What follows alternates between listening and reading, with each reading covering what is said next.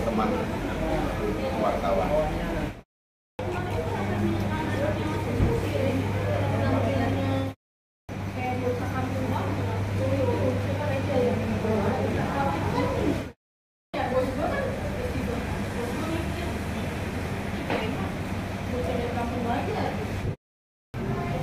Sebagai korban harus menyampaikan kepada penyidik agar supaya perkara ini disidik kembali, gitu.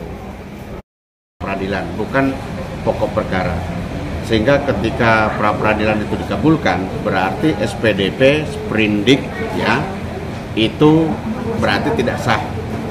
Nah, akibat hukum daripada SPDP sprindik penetapan tersangka yang tidak sah, maka berakibat pada proses hukum itu oleh penyidik harus diangkat kembali, harus disidik kembali. Itu norma hukum seperti itu, gitu. Nah, makanya surat ini adalah surat pengaduan. Surat pengaduan. Jadi klien kami tidak melakukan LP ulang, tapi melalui surat pengaduan, ya.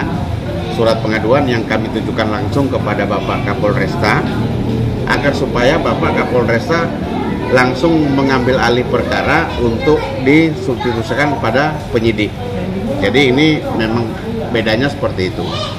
Nah, di dalam surat pengaduan ini kita sudah sampaikan bahwa oleh karena tadi ya ada pra peradilan dan pra peradilan itu memenangkan tersangka, sehingga kami meminta kepada Bapak Kapolresta untuk menindaklanjuti untuk menyidik kembali perkara yang sudah disahkan oleh pengadilan melalui pra peradilan itu, gitu. Kemudian terkait dengan perkembangan perkara, pertama kami melihatnya bahwa perkara yang dialami oleh klien kami Bu Dewi ini perkara yang memang sudah dibuat secara TSM, kalau di dalam bahasa politik itu terstruktur ya, sistematis dan masif gitu. Karena pertama dari sejak perkara tersebut bergulir, sama sekali korban ini tidak mendapatkan pengayoman ya. Sekali lagi itu yang kami garis bawahi, tidak mendapatkan pengayoman. Kenapa? Jaksa sama sebagai atas nama negara yang mestinya mengayomi korban, sama sekali tidak mengundang saksi korban. Ini menurut kami salah satu kelucuan, sehingga justru dari Kejaksaan Negeri malah mengapresiasi, malah menilai tersangka ya, sebagaimana yang disampaikan kepada teman-teman bahwa langsung Kepala Kejaksaan Negeri Surakarta yang memberikan pertimbangan kenapa tersangka tidak ditahan, bahwa jaksa menjadi seolah-olah seperti pengacara dari tersangka, bukan sebagai pengayom korban, pelindung daripada korban yang mengalami tindak pidana. Sehingga dengan demikian kami sebagai penasihat hukum daripada Ibu Rustina Dewi akan melakukan upaya-upaya hukum. Pertama, meminta kepada Bapak Kapolresta Surakarta untuk menyidik kembali. Yang kedua, kami juga akan mengajukan upaya hukum gugatan perdata kepada Kejaksaan Negeri Surakarta. Tadi yang sudah saya sampaikan bahwa tindakan kejaksaan, dalam hal ini Bapak Kepala Kejaksaan Negeri Surakarta, sudah sangat merugikan korban ya, yang mestinya dilindungi oleh negara. Dengan adanya ketidak pedulian kepada korban tersebut, maka klien kami Ibu Rustina Dewi banyak mengalami kerugian ya, baik material maupun imaterial, termasuk mengalami trauma dalam proses upaya beliau mencari keadilan. Kemudian selanjutnya, ini yang paling penting yang teman-teman bisa pahami terkait dengan putusan pra peradilan. Menurut kami itu adalah sebuah upaya yang sangat melecehkan hukum, ya. Bagaimana mungkin 3 kali upaya pra peradilan yang dilakukan oleh tersangka dan semuanya ditolak atau tidak dapat diterima, tetapi pada saat-saat akhir ketika sudah P21 yang kemudian jaksa terlambat melimpahkan kepada pengadilan mengenai berkas, rupanya sudah ada udang di balik batu, permohonan pra peradilan itu dikabulkan.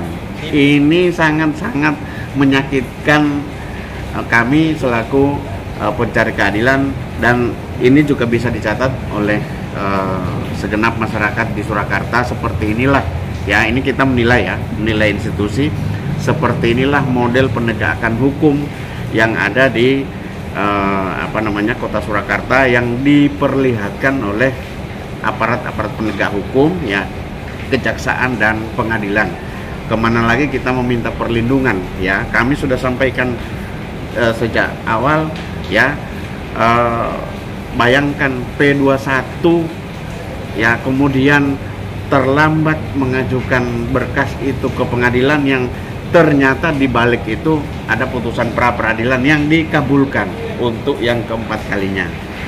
Sehingga dengan demikian, selain upaya hukum tadi yang disampaikan, yang kami akan ajukan melalui kejaksaan berupa upaya hukum perdata, kami juga akan melakukan eksaminasi kepada teman-teman dari Kejaksaan Negeri Surakarta, dan yang lebih penting adalah kami akan mengajukan laporan kepada Badan Pengawas Mahkamah Agung Republik Indonesia. Juga kami akan melaporkan kepada Ketua Mahkamah Agung Republik Indonesia terkait adanya oknum, ya, hakim tunggal yang memeriksa perkara pra peradilan atas nama tersangka Waseso, yang kemudian mengabulkan permohonan tersebut. Kami kira itu sangat-sangat melukai keadilan bagi masyarakat, yang kami menilai hakim tidak profesional. Mestinya hakim juga tidak hanya melihat data yang dia terima, tetapi dia juga harus tahu bagaimana kondisi perkaranya. Kan di dalam kode etik kehakiman itu, hakim itu sebagai pencipta hukum, ya. Dia harus mencari hukum, dia harus menelaah, dia harus melakukan analisa dan lain sebagainya. Bayangkan perkara ini yang sudah sering di blow up di media massa, tetapi kemudian secara sangat menyakitkan hakim tunggal justru mengabulkan permohonan pra peradilan, meskipun itu merupakan kewenangan dan kemandirian hakim, tetapi menurut saya hakim telah melakukan kesalahan fatal di dalam profesinya sebagai seorang hakim. Selanjutnya, bahwa yang lebih lucu lagi terhadap perkara ini, kami menilai ini suatu mafia peradilan yang sangat-sangat nyata, ya. Mafia peradilan yang sangat-sangat nyata yang perlu mendapatkan perhatian dari Kejaksaan Agung Republik Indonesia, Mahkamah Agung Republik Indonesia, ya, bahkan para penggiat hukum, ya. Bayangkan, pra peradilan sudah dikabulkan, mestinya putusan itu sah, akan tetapi jaksa penuntut umum dari Kejaksaan Negeri Surakarta tetap melanjutkan dan mendaftarkan perkara tersebut ke pengadilan tanggal 14 Maret 2024. 7 Maret 2024. Padahal putusan itu tanggal 4 Maret. Nah, berdasarkan ketentuan yang sudah diketahui oleh umum. Pra peradilan itu sudah ditentukan oleh KUHP. Pra peradilan itu sudah ditentukan oleh putusan Mahkamah Konstitusi. Juga yang terbaru adalah adanya Surat Edaran Mahkamah Agung nomor 5 tahun 2021 yang sudah menentukan dengan sangat tegas bahwa ketika pra peradilan itu sementara berjalan, yang kemudian itu jaksa penuntut umum belum menyerahkan berkas perkara itu ke pengadilan negeri setempat, kemudian pra peradilan itu dikabulkan, maka pra peradilan itu sah. Kecuali kalau misalnya berkas perkara yang sudah tadi P21 sudah disampaikan dan sudah didaftarkan oleh jaksa penuntut umum ke pengadilan negeri setempat, maka apapun hasil putusan pra peradilan itu adalah gugur. Kenapa? Karena status dari tersangka menjadi terdakwa dan kemudian barang buktinya juga sudah menjadi barang bukti yang menjadi kewenangan dari pengadilan negeri setempat. Nah, akan tetapi terkait dengan perkara ini, ya, terhadap perkara ini tidak seperti itu. Perkara ini pure masih berada dalam penanganan jaksa penuntut umum dan belum ada di pengadilan negeri Surakarta. Nanti pada tanggal 13 perkara tersebut baru diajukan ke pengadilan negeri. Itu artinya sudah sangat jelas, baik itu jaksa penuntut umum di Kejaksaan Negeri Surakarta, hakim melalui ketua pengadilan negeri Surakarta sangat-sangat jelas dan tegas menabrak undang-undang, bahkan menabrak SEMA yang dibuat oleh Ketua Mahkamah Agung Republik Indonesia. Ini sangat fatal. Ini diperlihatkan kepada kami, kepada klien kami, dan kami juga mengharap kepada segenap masyarakat Surakarta, seperti inilah komedi dari penegakan aturan perundang-undangan yang dialami oleh klien kami, Saudara Rostina Cahadehi, yang sudah kurang lebih 6 atau 7 tahun memperjuangkan keadilan dan berakhir dengan satu sandiwara yang diperlihatkan oleh aparat penegak hukum, dalam hal ini Kejaksaan Negeri Surakarta dan Pengadilan Negeri Surakarta. Insya Allah kami nanti akan menghadap Ketua Pengadilan Negeri Surakarta karena sesuai dengan jadwal yang ada di SIPP, rupanya sidang awal itu tanggal 13 Maret. Nah, ini artinya berarti Ketua Pengadilan Negeri Surakarta sudah menetapkan siapa hakim yang mengadili perkara tersebut. Padahal sudah jelas-jelas baik itu di KUHP, baik itu di putusan Mahkamah Konstitusi atau di Surat Edaran Mahkamah Agung, Ketua Pengadilan secara ex officio harus menolak perkara tersebut karena sudah ada putusan pra peradilan. Nah, ini saya kira teman-teman wartawan akan lebih paham akan kemana arahnya, ya. Kalau kami menyampaikan arahnya adalah agar supaya perkara ini masuk dalam status nebis idem. Jadi kami akan tahu bahwa nanti tersangka atau terdakwa nanti pada saat proses persidangan dia tidak akan mengajukan eksepsi, ya. Dia tidak akan mengajukan eksepsi dan langsung memeriksa pokok perkara yang pada akhirnya pokok perkara itu akan diputus bebas karena sudah ada putusan pra peradilan. Itu artinya sangat-sangat jelas merugikan Ibu Rostina Dewi. Kenapa? Ketika beliau nanti akan mengajukan perkara pidana ini kembali, sudah masuk dalam kategori nebis idem. Jadi begitu, teman-teman wartawan yang saya hormati. Untuk langkah konkret agar sidang itu tidak dilanjutkan seperti apa nih dari jenengan? Terima kasih. Pertama, tadi kami sudah sampaikan kami akan menghadap Ketua Pengadilan pada tanggal 13 sidang pertama. Sekaligus kami akan menyampaikan surat protes kepada Ketua Pengadilan agar supaya peradilan ini dihentikan. Ini melanggar hukum, menabrak apapun putusan pra peradilan itu, tetapi prosedurnya itu sudah jelas. Prosedur. Jadi justru proses peradilan ini cacat prosedur.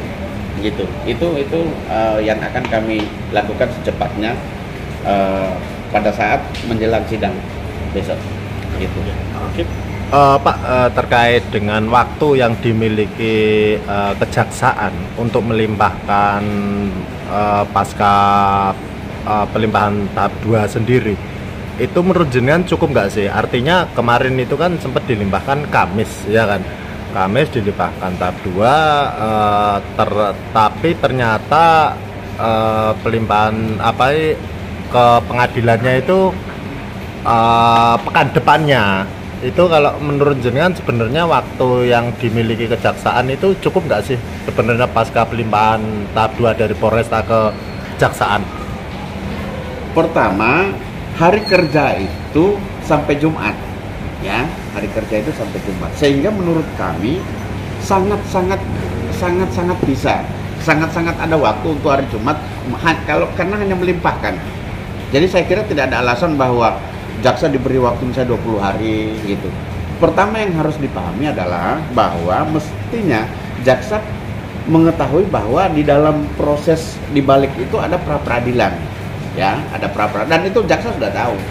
Sehingga ketika kemudian jaksa beralasan bahwa dia memiliki interval waktu 20 hari untuk menyerahkan kepada pengadilan, saya kira itu hanya merupakan alasan yang dibuat-buat gitu. Itu aja. Pak Rawi, bisa dijelaskan nggak? Ini kan bisa dikatakan ini kan peradilan yang lucu ya, yang sangat menurut mencederai rasa keadilan. Sebenarnya ini hakim itu sampai mengabulkan gugatan pra-nya Pak Suso sama pengacara. Sebenarnya itu kalau dilihat dari delik perkara yang diajukan dari mulai sing pertama, 2, 3 yang dibatalkan, tapi yang keempat dikabulkan, itu sebenarnya perkaranya itu sama seperti yang sebelumnya atau sudah ada perubahan, dan apa sih pertimbangannya hakim untuk memutus itu? Makasih. Pertama, dalam kita harus ketahui dulu objek perkara yang diputus di dalam pra-peradilan, ya. Objeknya adalah norma, formalitas, begitu. Jadi, ketika kemudian tiba-tiba ada hakim mengabulkan putusan pra-peradilan, maka ada 2 pertanyaan.